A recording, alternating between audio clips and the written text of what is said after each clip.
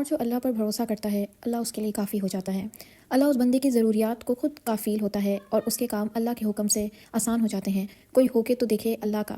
بسم اللہ الرحمن الرحیم۔ السلام علیکم مائی یوٹیوب فیملی، کیسے ہیں آپ سب؟ امید کرتی ہوں آپ سب خیریت سے ہوں گے۔ Welcome back to my channel and welcome back to another video. آج کی ویڈیو میں آپ کے ساتھ 27 رجب کی اہمیت، فضیلت اور اس مبارک دن اور رات میں کی جانے والی خاص عبادت اور نوافل شیئر کروں گی۔ ساتھ ہی یہ بتاؤں گی کہ 27 رجب کا روزہ کس قدر اہمیت رکھتا ہے، اس لیے ویڈیو کو آخر تک ضرور دیکھیے، کوئی حصہ اسکپ نہ کیجیے۔ دیکھیں، جو اللہ سے ڈرتا ہے اللہ اس کے لیے نجات کا رستہ بنا دیتا ہے۔ یہ میرے الفاظ نہیں، قرآن کا وعدہ ہے۔ اللہ تعالیٰ اس بندے کو وہاں سے رزق عطا کرتا ہے جہاں سے اس نے سوچا بھی نہیں ہوتا۔ آج ہم سب زیادہ تر رزق اور پیسوں کی بھاگ دوڑ میں لگے ہوئے ہیں۔ ہم سوچتے رہتے ہیں کیسے زیادہ کمائیں، کیسے لائف لگژریس بنائیں، لیکن ہم یہ بھول جاتے ہیں کہ رزق دینے والا صرف اللہ ہے۔ جس اللہ نے ایک مچھلی کو روزانہ ہزاروں کلو گوشت عطا کرنا اپنے لیے مشکل نہیں سمجھا، کیا وہ آپ کو 2 وقت کی روٹی نہیں دے سکتا؟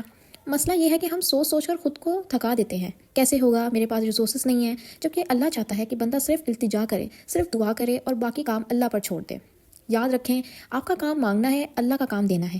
جب آپ شکوے شکایت چھوڑ دیتے ہیں اور صرف دعا پر آ جاتے ہیں تو اللہ ایسے راستے کھولتا ہے کہ آپ خود بھی حیران ہو جاتے ہیں۔ اب چلتے ہیں 27 رجب کے خاص عمل کی طرف۔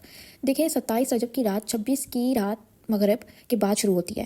اس رات کو اپنی عبادت کرنی ہے اور 27 رجب کے دن کا روزہ رکھنا ہے۔ اس رات آپ نے 12 رکعت نفل 3 سلام کے ساتھ یعنی 4 رکعت کر کے ادا کرنے ہیں۔ اچھا، اب آپ غور سے سنیے گا کہ ہم نے 3 سلام کے ساتھ جو ہے 4 رکعت پڑھنی ہے۔ 12 رکعت نفل ہے، اس کو ہم نے 3 سلام کے ساتھ 4 رکعت کر کے پڑھنی ہے۔ پہلی 4 رکعت، ہر رکعت میں 3 دفعہ سورہ فاتحہ اور 3 دفعہ سورہ قدر پڑھنی ہے۔ سلام کے بعد 70 مرتبہ وہ دعا جو اسکرین پر دی جائے گی آپ نے وہ پڑھنی ہے، ٹھیک ہے۔ اسی طرح دوسری رکعت میں آپ نے جو آپ دوسرا نیت کریں گے 4 رکعت کی، اس میں آپ نے سورہ فاتحہ کے بعد سورہ نصر 3 مرتبہ ہر رکعت میں پڑھنی ہے، ٹھیک ہے۔ سورہ فاتحہ بھی 3 دفعہ پڑھیں گے، سورہ نصر بھی 3 مرتبہ پڑھیں گے۔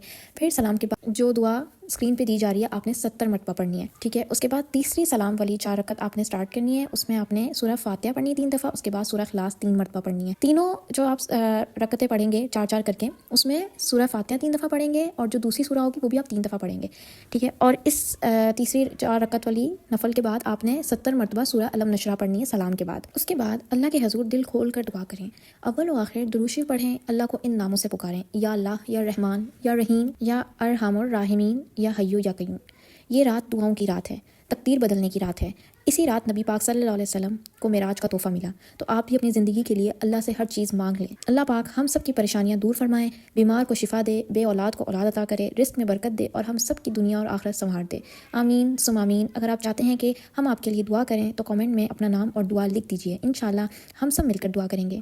اسٹے بلیسڈ، پھر ملتے ہیں نیکسٹ ویڈیو میں، تب تک کے لیے اللہ حافظ، فی امان اللہ۔